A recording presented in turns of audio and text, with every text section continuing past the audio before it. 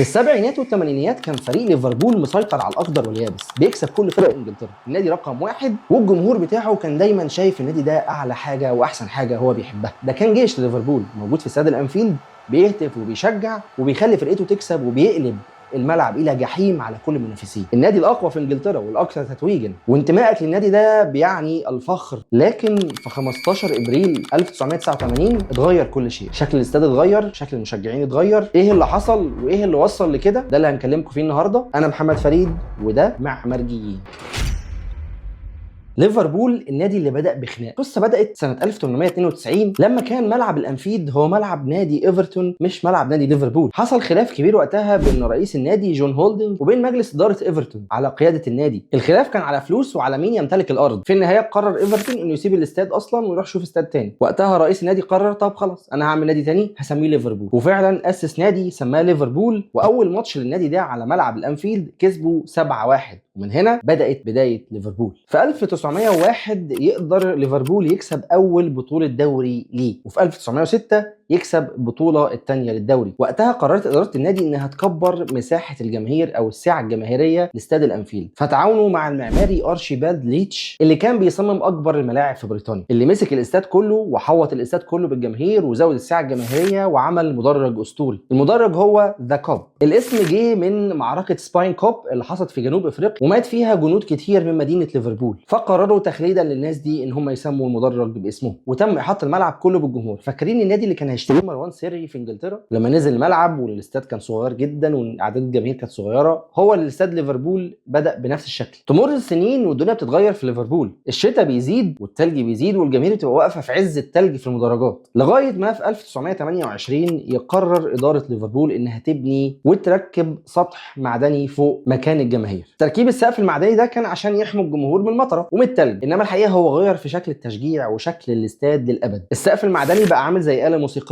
الناس اللي واقفه في الاستاد او اللي واقفه في المدرجات بتبدا تهتف، فيبدا الصوت يخبط في السقف المعدني ده ويرتد للملعب مره تانية اقوى واقوى. فبالتالي خلق حاله عند الجمهور ان انا خلاص انا صوتي قوي وبيوصل وبيقدر ياثر في نتائج الماتشات. من يومها وجمهور ذا كاب او مدرج ذا كاب بقى مدرج مشهور جدا في انجلترا، انه مدرج قوي وصوته عالي جدا ودايما بيثير الحماس في اللعيبه. وبقى الاستاد مش مكان بتسمع فيه صيحات الجمهور بس، ده بقى بيرج الاستاد. ولما وصلنا السبعينيات حصل شيء مختلف برضو، اروح اجيب الشاي بتاعه واجي. في السبعينيات ليفربول كان بياكل الاخضر واليابس، كان مسيطر على انجلترا، وده زود من شعبيه النادي جدا، وده الهم الاداره ان هم يبداوا في توسعه الاستاد للمره الثالثه، وهو كان بناء المدرج المين ستاند وتزويد ساعه زياده فوق المدرجات. دخلوا عناصر جديده في التصميم زي غرف خلع الملابس، المساحات الاداريه، وغرف الصحافه والاعلام. في التوسعه دي اصبح الانفيلد هو مركز لقياده النادي. الجماهير اللي كانت بتقعد في المين ستاند كان عندها رؤيه بانوراميه للاستاد كله، واصبح المدرج ده رمز للسلطه والسيطره.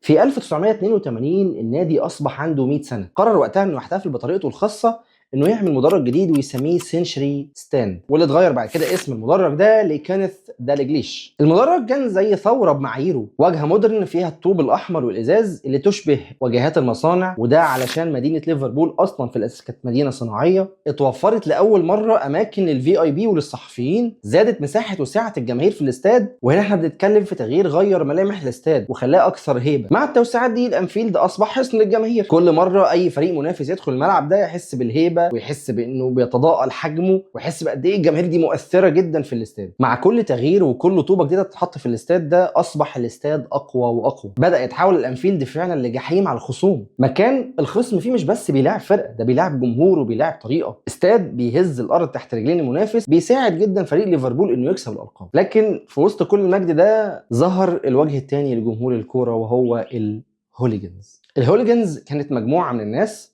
سيطرت عليهم ثقافة العنف والفوضى، والدولة بدل ما تحاربهم هم لوحدهم كانت بدأت تتجه إلى جمهور الكورة بشكل عام. فحصل تغييرات في الاستادات، التغييرات دي أدت إلى كوارث فيما بعد. الأسوار عليت والملاعب اتحولت إلى سجون، لغاية ما وقعت كارثتين غيروا في شكل ليفربول للأبد. في 29 مايو سنة 1985 بسبب العناد الكبير للاتحاد الأوروبي وسوء التنظيم، يختار الاتحاد الأوروبي ملعب هايسل في بلجيكا عشان يكون هو ده ملعب نهائي بطولة دوري أبطال أوروبا بين يوفنتوس يوفنتوس وليفربول. ملعب هايسل ده ملعب متهالك، ملعب مش نافع، بقاله 50 سنه قبل الوقت ده، ولا يرتقي اصلا انه يستضيف بطوله كبيره زي دي. المدرج اللي كان فيه ليفربول يعتبر زي ما يكون مدرج الدرجه الثالثه، كان متقسم تلتين لجمهور ليفربول وتلت لجمهور بلجيكا. جمهور يوفنتوس بشكل او باخر قدر يحصل على تذاكر كل جمهور بلجيكا، فبالتالي اصبح جمهور ليفربول جنبه جمهور بلجيكا في مدرجات الدرجه الثالثه شمال. تخيل كده انك تكون قاعد في مدرجات الدرجه الثالثه يمين بتشجع الزمالك، فجاه لقيت جنبك سور حديد صغير وسبع عساكر فقط وجنبك جمهور النادي الاهلي، او العكس. واحنا بنتكلم في وقت كان فيه مسيطره عليه الهوليجنز، جماعات اصلا بتحب العنف، كانوا بيتهموها دايما بالسكر في المباريات. حصل جمهور من ليفربول على جمهور يوفنتوس، الامن ما قدرش يسيطر على اي حاجه، السياج الحديدي اللي كان محطوط بين الجمهورين انهار لان الملعب قديم طبعا، تهدم منه اجزاء وقعت على الجمهور من كتر الضغط ومن كتر الجري حصل تكدس وفي ناس كتير ماتت. الكارثه ادت الى فقدان 36 واحد لحياتهم، وللاسف المباراه اتلعبت بشكل طبيعي في اليوم ده وخسر ليفربول وكسب يوفنتوس دوري الابطال. بعد اللي حصل ده اوروبا ما سكتتش، ما طنشوش، ادوا الانديه الانجليزيه وقف 5 سنين وليفربول لوحده 6 سنين عن المشاركات الاوروبيه. تم توجيه الاتهامات كلها الى الجمهور الانجليزي، والناس في العالم كله بقت شايفه الجمهور الانجليزي ده عباره عن كارثه متحركه على الارض. ابتدت قوانين جديده تظهر في الساحه، حصل قيود على التذاكر، حصل تشتيتات امنيه على المباريات او على الاستادات، وحصل تحقيقات واسعه عن دور الشرطه والاتحاد الاوروبي. بس هل دي كانت نهايه الكوارث؟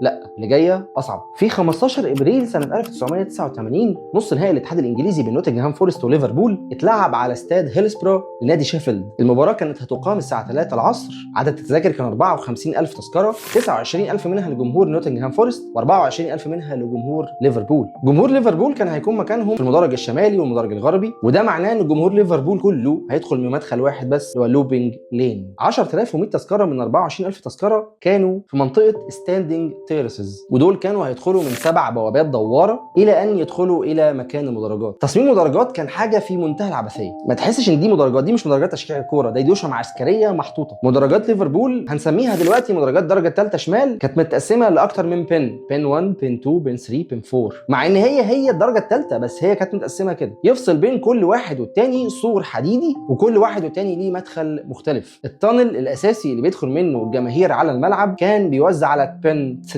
وبين 4، ومش بس كان في اسوار بتفصل بين نفس الجمهور في نفس الاستاد، ده كان في نفس المنطقه البين ده في اسوار تانية محطوطه اضافيه، انا مش قادر افهم دي بتاعت ايه. ولما اصبح فاضل ربع ساعه بس على المباراه كان في اكتر من حاجه غريبه جدا في الاستاد. اول حاجه ان كشك الحراسه الداخلي اللي جوه الاستاد شاف ان في تدافع كبير جدا في مدرجات ليفربول. طب الحل ايه؟ بعض افراد الامن اقترحوا لتاجيل المباراه حتى يتم تنظيم عدد الجماهير، قوبل هذا الاقتراح بالرفض التام، فكان الضغط غير طبيعي. انت كل الناس دي على بوابه واحده بس، والبوابه فيها 7 بوابات دائريه، يعني انت في 7 بيخشوا مع بعض ببوابه دائريه صغيره جدا، فعدد الناس ده هيخش ازاي؟ لغايه ما يحصل اغبى قرار من الامن في انجلترا انه يفتح بوابات الخروج لتقليل الضغط على بوابات الدخول ولتقليل الضغط على الناس في المدرجات. قرار في منتهى العبثيه، الناس اصلا في الاستاد مش قادره تتنفس من كتر الاعداد، وبداوا يقفوا على السياج الحديد، وبدات ناس من المدرجات العلويه تبدا تشدهم لفوق، فانت فتحت البوابات من بره، ايه اللي هيحصل؟ الناس اللي بره هتدخل ازاي كده؟ انت بتخفف الضغط على الناس اللي جوه. يعني تخيل واحد كده الجزء الحديد ده خابط في بطنه ومقلل النفس،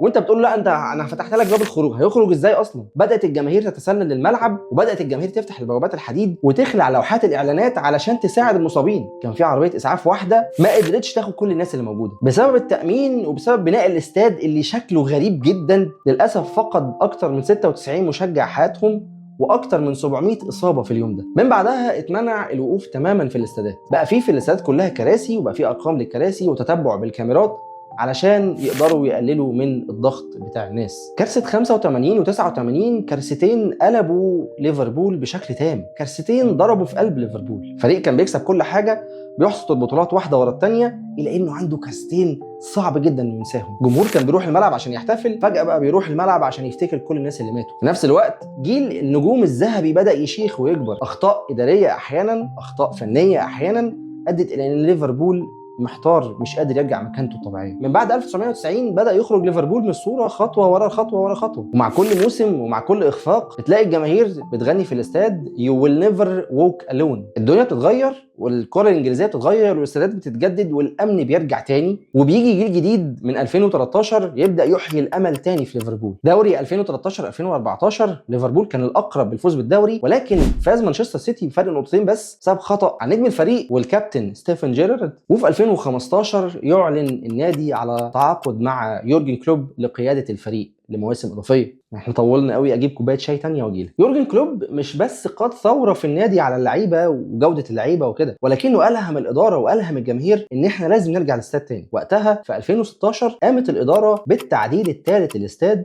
والتوسعه في مدرج مين ستاند، وزودت اكثر من 8500 كرسي في المدرجات دي. والسعه الاجماليه لاستاد ليفربول تزيد من 45000 متفرج الى 54000 متفرج. ده بيفكرك بايه؟ بالاستاد الاهلي 42000 متفرج فقط، وده يقول لك انه يقدر يزيد ويزيد ويزيد ويوصل لرقم كبير اكتر من كده. تصميمه الخارجي كان واجهه زجاجيه عصريه مودرن بتطل على المناطق بتاعه ليفربول كلها. التوسعه تقريبا دخلت النادي في حدود 20 مليون جنيه استرليني سنويا من التذاكر بس، وتم اضافه مطاعم ومناطق VIP ومناطق ترفيهيه، وادت الى ارتباط الجمهور اكتر باكتر بالاستاد. دايما الادارات لازم تبحث عن تطوير استاداتها بحيث انك تربط المشجع بالاستاد اكتر. مهما كنت انت مشجع وانت جامد وانت جميل، اربط المشجع بالاستاد اكتر، هتلاقي دايما في انتاج وفي بطولات بتحصل. في 2019 وفي ضربه جزاء بيحطها المصري محمد صلاح يعلن نادي ليفربول بطلا لدوري ابطال اوروبا. بعدها بسنه واحده بس، وبعد 30 سنه يكسب ليفربول الدوري اخيرا بعد صيام دام ل 30 سنه. ولكن ما هو يعني للاسف ليفربول كقصه ما ينفعش تمشي عادي. لما يكسب ليفربول الدوري والجماهير رجعت والمدرجات زادت والناس مش والدنيا حلوه، لا يبقى في كورونا، اقعد مفيش جماهير. وكمان يعني ليفربول ما يكسبش في الملعب، ليفربول يكسب عشان تشيلسي كسب مانشستر سيتي وهم قاعدين في البيت، حاجه يعني الله عظيم. وكأن كل حكايه ليفربول لازم تختلط بالألم والامل، معرفش بقى حاجه غريبه كده. عارف انت اللي هو ايه، ايمن نفس حروف امين، مينا وايمن برضه. في 2024 بقى يعلن ليفربول انه انتهى من تطوير الاستاد التطوير الاخير حتى الان اللي هو انفيلد رود اند، وزياده سعه الجماهير ل 61000 مشجع علشان يكون الانفيلد هو ثالث اكبر استاد بعد الاولد ترافولد وبعد توتنهام هوتسبير. وفي 2025 المدينه اللي عانت، الجمهور اللي اتظلم، الناس اللي ماتوا، اخيرا لقوا العدل والفرح. ليفربول اخيرا بطل للدوري الانجليزي في حضور الجماهير، في حضور اللعيبه من ارض الملعب. لك الحمد لله. لا انتم مخبيين عليا حاجه. ليصبح ليفربول هو النادي الاكثر تتويجا بالدوري في الدوري الانجليزي. اخيرا ليفربول لقى ضلته، اخيرا ليفربول رجع لمكانته بعد وقت كبير جدا عانى فيه ليفربول، وبعد حلقه طويله قوي قلناها بصراحه، رحله طويله مليانه من الخيبات الامل ومليانه من الم الجماهير. جمهور مر بمواقف كبيره جدا وصعبه جدا، وبصراحه يعني ربنا يكون في عونهم. عشان كده في الاحتفالات لقيت الجمهور واللعيبه بتحتفل مع بعض كانهم على قلب رجل واحد، حاسين بالانجاز، حاسين بقد ايه تعبوا وقد ايه عانوا وقد ايه كان الموضوع صعب بالنسبه لهم. وتلاقي الجماهير بتقول لنفسها احنا بقينا مثال للتحدي والصبر والالم. والله وعملوا هالرجاله ورفعوا راس مصر بلدنا ووقفوا وقفه رجاله.